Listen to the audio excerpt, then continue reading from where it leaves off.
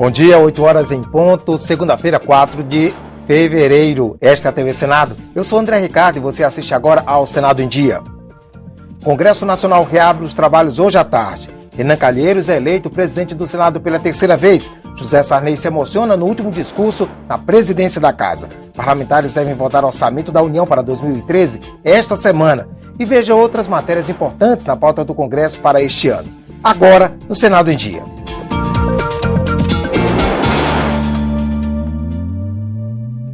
O Congresso Nacional retoma as atividades hoje às 4 da tarde, dando início à terceira sessão legislativa da 54ª legislatura. Quem traz informações é a repórter Mariana Abreu, que está ao vivo no túnel do tempo daqui do Senado. Bom dia, Mariana. Bom dia, André. O primeiro ato da sessão de abertura é receber oficialmente a mensagem enviada ao Poder Legislativo pela Presidente da República, Dilma Rousseff. Depois é a vez do presidente do Supremo Tribunal Federal, Joaquim Barbosa, apresentar o plano de trabalho do STF para 2013. A sessão solene é então encerrada com o discurso do presidente do Congresso, sem que os outros parlamentares tenham acesso à palavra.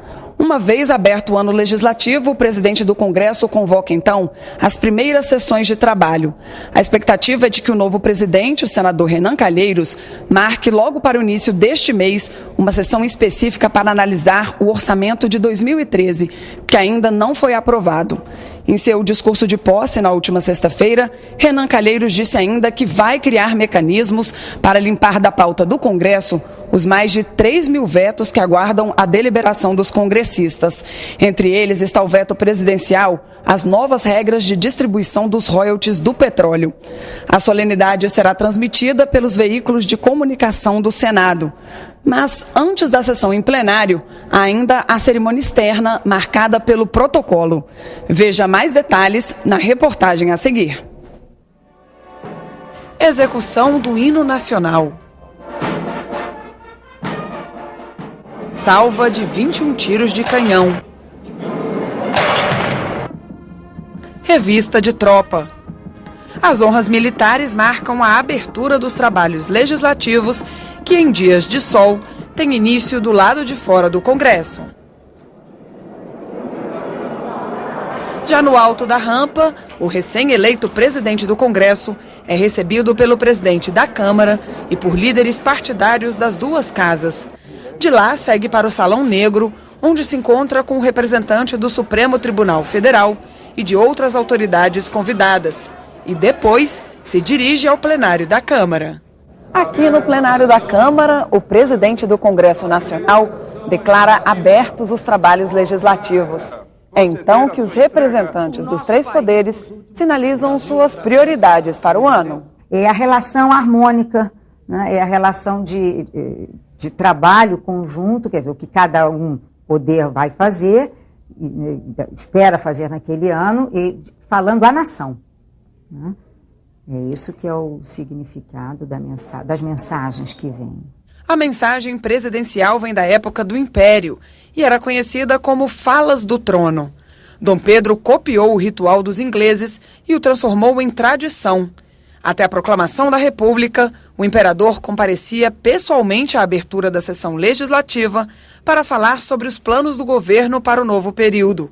A partir de 1891, as constituições permitiram ao presidente encaminhar a mensagem ao Congresso. Ainda assim, muitas vezes o chefe do Executivo fez questão de comparecer e transmitir a mensagem.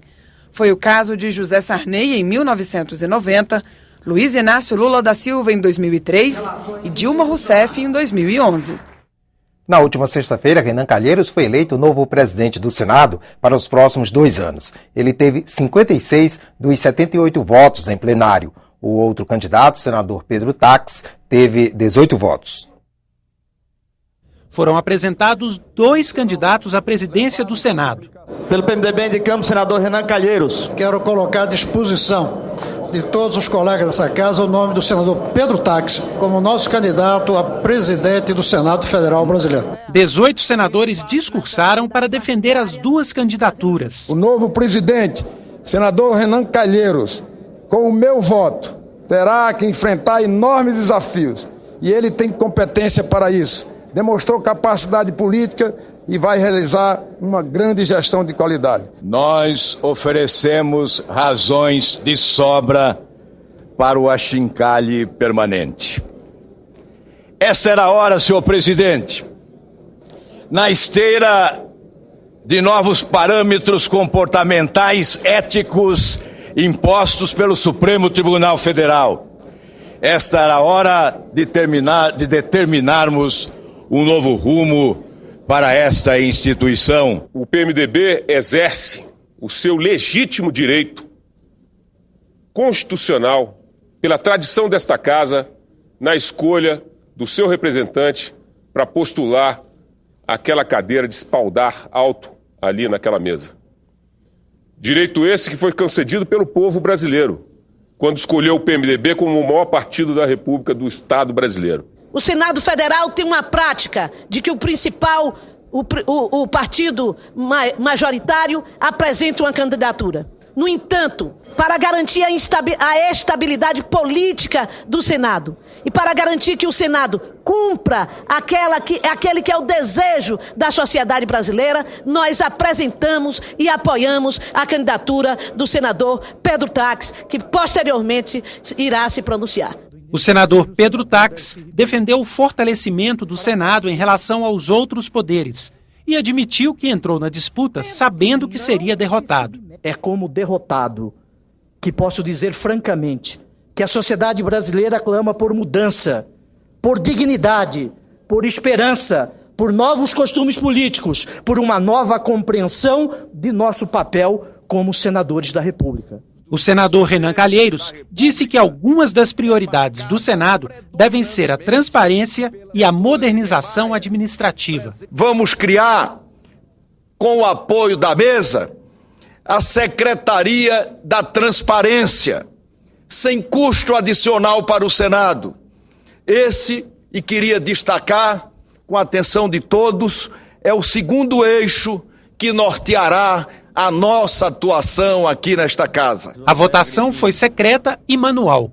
O senador Renan Calheiros foi eleito com 56 votos, contra 18 do senador Pedro Tax. Houve 2 votos em branco e 2 nulos. A sociedade brasileira deseja que o Congresso Nacional seja um Congresso que concretize as promessas que nós fizemos nas eleições. Eu espero que isso ocorra aqui. Desejo sinceramente e honestamente que o senador Renan Calheiros possa exercer um mandato aqui que possa orgulhar todos os senadores da República. No discurso que fez logo depois da posse, o presidente Renan Calheiros disse que vai trabalhar pela independência do Legislativo. Ele afirmou que, embora seja da base do governo, pretende buscar alternativas para que o Senado não cumpra o papel de apenas referendar as ações do Poder Executivo. Os desgastes causados pela peça orçamentária e sua execução, nem de longe, senhores senadores, se comparam às medidas provisórias que constitucionalmente só podem ser editadas em situação de urgência e relevância. 2 conceitos que foram banalizados ao longo dos anos, levando o Executivo a legislar por medidas provisórias e a atrofiar o Congresso Nacional. Neste sentido, vou me reunir com o presidente da Câmara dos Deputados já na próxima semana, para encaminharmos para essa questão uma solução definitiva. O presidente Renan Calheiros também destacou que a liberdade de expressão deve ser uma bandeira do Senado. A imprensa precisa ser independente, não só da tutela estatal, mas também das forças econômicas. A pretensão de abolir a liberdade de expressão a qualquer pretexto, inclusive do ponto de vista administrativo, é totalmente imprópria, até mesmo insana. Não pode e não deve haver. Quem regula, gosta, rejeita ou critica é o consumidor da informação. Ele é quem faz isso e somente ele. Na reunião preparatória que elegeu o novo presidente do Senado, o clima era de despedida e expectativa. Veja na reportagem de Júnia Mello. A movimentação começou cedo nos corredores do Senado. Entre os jornalistas, expectativa para a chegada do candidato do PMDB, Renan Calheiros. Ele foi cercado pela imprensa até o gabinete da liderança do partido. Mesmo como favorito, Renan Calheiros não quis arriscar nenhum palpite para a eleição. Ninguém sabe, eleição é como mineração, né? Ninguém nunca sabe o que é que vai ter mesmo. O candidato do PDT, Pedro Tax, se reuniu no gabinete do senador Jarbas Vasconcelos com aliados para afinar o discurso do grupo de oposição antes da eleição. Esta não é uma candidatura do Pedro Tax, esta é uma candidatura do PDT, de parte do PMDB, do PSOL, do PSB, do PSDB, do DEM. É uma candidatura que extrapola uma pessoa. Em clima de despedida, o senador José Sarney, que terminou o 4º mandato na presidência da casa, recebeu o carinho dos colegas. Durante mais de 2 horas, Pedro Tax e Renan Calheiros acompanharam com atenção os vários discursos antes de apresentarem as suas propostas. Com 78 senadores registrados no painel eletrônico, a eleição começou às 1h42 da tarde. Com a disputa entre 2 candidatos, a votação foi manual em cédula única, como manda o regimento interno, que prevê o uso do painel eletrônico apenas em casos de chapa única. A votação foi rápida, expectativa na hora da contagem dos votos. Antes mesmo do resultado final, os aliados de Renan Calheiros comemoraram. Vitória esperada e reconhecida pelo adversário e pela oposição. Renan Calheiros recebeu um abraço de José Sarney e assumiu pela 3ª vez a cadeira da presidência do Senado e o comando do Congresso Nacional. José Sarney se emocionou no último discurso como presidente do Senado. O senador José Sarney chegou para o último dia na presidência da casa, acompanhado por parlamentares do PMDB. Não falou com a imprensa e seguiu direto para o gabinete, onde foi recebido por diretores do Senado. No plenário, foi cumprimentado por senadores. Sentou pela última vez na cadeira de presidente e pediu 1 minuto de silêncio pelas vítimas da tragédia de Santa Maria, no Rio Grande do Sul.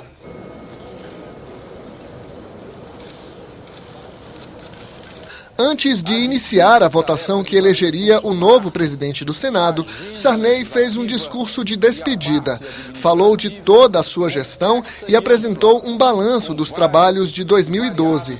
Foram 126 sessões deliberativas e quase 2.500 matérias apreciadas. Todo este trabalho foi fruto de uma ação conjunta da mesa, das lideranças da casa, uma vez que sempre tive o modo de agir em decisões colegiadas. Ele defendeu a liberdade de imprensa e disse que não guarda rancor das críticas que recebeu como presidente do Senado. Faz parte da minha conduta não apenas pregar a democracia, mas praticá-la.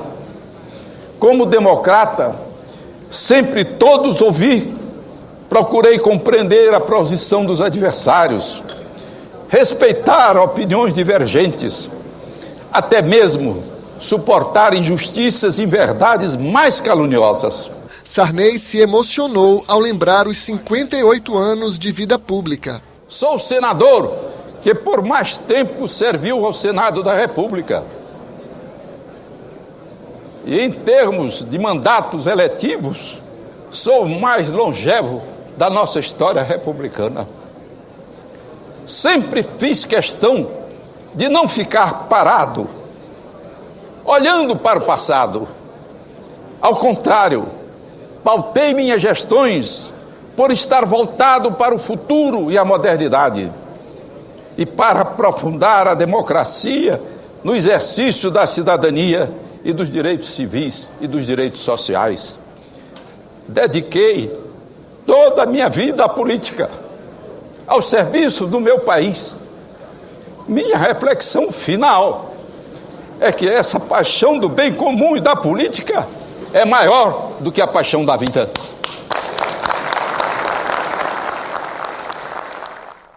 E agradeceu aos senadores. Minha palavra final, portanto, é de gratidão às senhoras senadoras, meus colegas e minhas amigas, a quem desejo a maior felicidade e um grande êxito pessoal. Muito obrigado. Depois de eleito o presidente do Senado, foi a vez de escolher os outros 10 integrantes da mesa diretora. Como não havia consenso sobre o critério de proporcionalidade, 2 partidos disputaram a terceira secretaria no voto. O impasse começou antes mesmo do início da reunião. Líderes e parlamentares de todos os partidos tentavam chegar ao consenso sobre os titulares da mesa diretora. A disputa era pela terceira secretaria. PP e PR queriam a vaga. O PR tem hoje 6 senadores, um a mais que o rival, e defendia a proporcionalidade para a escolha. Já o líder do PP no Senado, senador Francisco Dornelles, argumentava que um acordo feito em 2012 entre os líderes garantia a vaga na mesa ao partido. Com base nesse documento da mesa do Senado, a terceira escolha do PMDB antecede a primeira escolha do PR. De modo que caberia essa terceira escolha transferida ao PP, caberia ao PP a escolha antes da escolha do PR em decorrência do acordo com o PMDB. Nós queremos a regra da proporcionalidade. E em qualquer lugar do mundo, 6 é maior do que 5. O PR, com a ausência do senador Antônio Grosso, tem 6 senadores. E o PP, com devido respeito, tem 5 senadores. O que existe aqui é a reivindicação de 2 critérios diferentes de proporcionalidade, como Vossa Excelência acabou de falar. O primeiro é aquele que o senador Dornelles falou, uma reunião de líderes do dia 14 de fevereiro de 2012. E o outro critério é aquele que leva em consideração uma série de mudanças que ocorreram no Senado a partir da eleição, com morte de senador, com substituição de senador e cassação. A disputa pela terceira secretaria foi resolvida por voto secreto em cédula. A vaga ficou com o PP. Senador Ciro Nogueira, 36 votos. Senador Magno Malta, 30 votos. 1 voto branco e nenhum voto nulo. Está, portanto, eleito e empossado o senador Ciro Nogueira. Todos os demais cargos foram decididos por consenso. A mesa que vai comandar o Senado pelos próximos 2 anos tem Renan Calheiros na presidência, Jorge Viana na primeira vice e Romero Jucá na segunda vice-presidência. Os secretários são Flecha Ribeiro, Ângela Portela, Ciro Nogueira e João Vicente Claudino. Todos nós aqui temos um desejo de ver o Senado se reencontrando com a agenda do povo brasileiro, resgatando o seu prestígio, e isso só com muito trabalho, com determinação, com uma agenda de trabalho bem definida, que seja aquela agenda que atenda aos interesses dos brasileiros. Na hora que o Senado trabalhar dessa maneira, o Senado vai conquistar o respeito da opinião pública nacional e eu acho que aí sim se livrar das crises. Os eleitos como suplentes da mesa diretora são os senadores Magno Malta, do PR do Espírito Santo, Jaime Campos, do Democratas de Mato Grosso, João Durval, do PDT baiano e Cacildo Maldaner, do PMDB de Santa Catarina. Os líderes de cada partido também foram definidos na sexta-feira, mas não houve mudanças na maioria das bancadas. Veja a relação. Na liderança do governo permanece Eduardo Braga, do PMDB do Amazonas. Também não houve mudança no DEM, pois continua líder José Agripino. No PCdoB permanece Inácio Arruda. No PDT, Assir Gurgax. No PMDB entra Eunício Oliveira. No PP continua Francisco Dornelles. No PR, Alfredo Nascimento. No PSB entra Rodrigo Hollenberg. No PSC continua Eduardo Amorim. O PSDB tem novo líder, que é Aloísio Nunes. O PSOL continua com Randolfo Rodrigues. No PT entra o Wellington Dias. O PTB continua com Ginhagelo e Paulo Davim permanece líder do PV. Um dos assuntos mais importantes na pauta do Congresso neste primeiro semestre é o Orçamento da União para 2013, que ainda não foi votado em plenário. O relator do projeto disse que a votação pode ocorrer logo no início desta semana. Como relator do orçamento, nós conduzimos um entendimento no final do ano passado, inclusive com os líderes da oposição e da base do governo, para votarmos na próxima terça-feira, dia 5, o orçamento. É muito importante que isso seja feito. O orçamento é fundamental para os investimentos brasileiros, para a prestação de serviço à sociedade, para a ação de educação, de saúde, recuperação de estradas, né? Toda uma infraestrutura no Brasil que precisa ser construída, sem falar também do orçamento das estatais, que são fundamentais para que o investimento seja aumentado e, portanto, se gerem mais empregos no Brasil. Então eu espero que a oposição cumpra o entendimento e na próxima terça-feira à tarde a gente tenha condição de votar e aprovar o orçamento federal.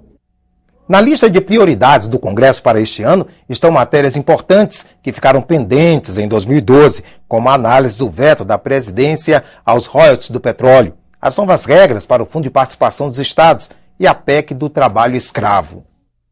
Ano novo, matérias nem tão novas assim. Os parlamentares vão ter que resolver já no primeiro semestre o que não foi possível no final de 2012. O primeiro lance é a discussão e votação do orçamento, né? Ficou do ano passado para esse e deve ocorrer já na primeira sessão do Congresso, provavelmente terça-feira, né?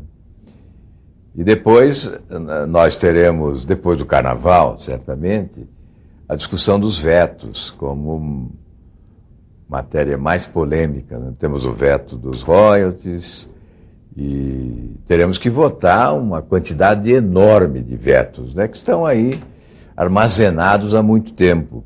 Entre as prioridades do Congresso está também a definição de novas regras para o Fundo de Participação dos Estados, já que o Supremo deu novo prazo para os parlamentares resolverem a questão. Nós temos que encontrar uma forma de resolver essa situação para a garantia da sobrevivência dos estados do Norte, Nordeste e Centro-Oeste. Nós temos o Plano Nacional de Educação, que nós temos que encontrar uma resposta também positiva para esse assunto que é de máxima importância estratégica para o país. E temos outros assuntos, como o novo Código Penal, que já deve também estar sendo colocado em pauta no início do ano. Este analista político cita outros temas que estão na pauta do Senado e que são importantes para a sociedade. A PEC do trabalho escravo, que finalmente vamos abolir no país essa prática degradante. E, por último, a emenda à Constituição que estende aos empregados domésticos os mesmos direitos dos trabalhadores urbanos, que também será um avanço. Um olho na pauta, outro na caminhada para 2014. O ano de 2013 traz um componente forte nas negociações, nas matérias mais polêmicas e de maior impacto político. Por ser um ano pré-eleitoral, não é? Eu acho que as turbulências são muito grandes. A reacomodação dos interesses políticos se refletem no parlamento. Na medida em que nós temos uma grande disputa aí pela frente, em 2014, que é a disputa pela presidência da República, principalmente essa, vai condicionar muito uma acomodação, um rearranjo. Incertezas quanto ao crescimento da produção, necessidade de obras de infraestrutura, reformas na legislação que pode afetar o bolso de milhões de brasileiros.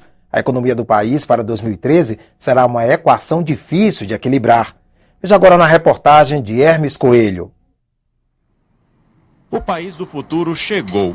O Brasil é hoje a 7ª maior economia do planeta. Projeções indicam que em 2014 seremos a 5ª, ultrapassando França e Inglaterra. Números que trazem otimismo, mas que não escondem a preocupação de especialistas. O crescimento de 1% do Produto Interno Bruto em 2012, bem abaixo da projeção inicial do governo, e a possível volta da inflação em 2013 podem sinalizar um ano turbulento, mas ainda melhor que os períodos anteriores. 2013 espera-se que seja um crescimento meio acima do que aconteceu em 2012. Por quê? Porque algumas medidas que foram tomadas em 2012 devem se refletir positivamente em 2013. Como, por exemplo, alguma questão da desoneração da folha de pagamento, por exemplo, desoneração tributária para determinados setores. E a própria economia internacional, a gente espera também que ela seja bem melhor do que foi em 2012. O baixo crescimento da economia em 2012 foi sentido pelo setor industrial. A indústria cresceu apenas 1% no ano passado. Mas medidas como a redução da tarifa de energia elétrica anunciada pela presidente Dilma Rousseff e a redução de 40 bilhões de reais de tributos para as empresas em 2013 trouxeram otimismo ao setor, que espera crescer 3,5% este ano. A nossa perspectiva é que haja uma recuperação. Nós acreditamos que medidas que venham reforçar a questão da competitividade, a questão da redução da insegurança jurídica, venha desobstruir problemas no que se refere às relações de trabalho, a ampliar vamos dizer, a possibilidade de um ambiente mais favorável para o crescimento da indústria, venham a colaborar para que a indústria venha a ter um desempenho bem mais favorável nesse exercício de 2013. Otimismo que não é compartilhado por outra área importante para a economia, o comércio. O setor recebeu estímulos pontuais do governo, como a redução do IPI para automóveis e para eletrodomésticos de linha branca, e cresceu acima de 10% no ano passado. Para 2013, a Confederação Nacional do Comércio estima um aumento menor, de 7,5%. Queda que, para este especialista, será causada pela inflação e pelo aumento da dívida pública. Com preço maior, a capacidade de consumo, salários, embora tenha havido ganho, salários não são fáceis de se reajustar assim, da mesma forma que aumenta o preço das coisas. Então você vai ter menos poder de compra e preços mais elevados nesses produtos. E que teve um crescimento muito grande o ano passado. Foram veículos, a chamada linha branca, né, os eletrodomésticos. Então, isso faz com que se pense que isso vai reduzir as vendas. O desenvolvimento de uma nação é complexo e não se resume à economia. Garantir a redução das desigualdades e o investimento maciço em infraestrutura é fundamental. No caso do Brasil, eventos como a Copa do Mundo e as Olimpíadas do Rio de Janeiro aumentam a pressão por obras estruturantes em todo o país. Nós temos necessidade de investimento mais expressivo na parte de transportes, destacadamente as rodovias brasileiras. Os brasileiros conhecem a situação que se encontram essas rodovias, necessitam de muitos investimentos. Os portos, o comércio exterior brasileiro cresceu muito nesses últimos anos e os portos continuam mais ou menos no mesmo tamanho que se encontravam há 10 anos atrás. Então, e também os nossos aeroportos hoje, por conta do crescimento do movimento de passageiros, talvez esses sejam os 3 setores que mais necessitam de investimentos hoje. Desafios que se refletem no Congresso. Investimentos em infraestrutura e temas como a reforma tributária devem ocupar espaço importante na pauta do Senado em 2013. Tem que haver a reforma tributária que a gente fala parece que é uma panaceia, mas a reforma tributária ela tem que envolver a questão do imposto sobre a renda, o imposto sobre o consumo e o imposto sobre o patrimônio. O Senado em Dia termina aqui. Você acompanha outras notícias no Senado agora, às 10 para as 2 da tarde, e a nossa cobertura especial sobre a abertura dos trabalhos legislativos às 3 horas.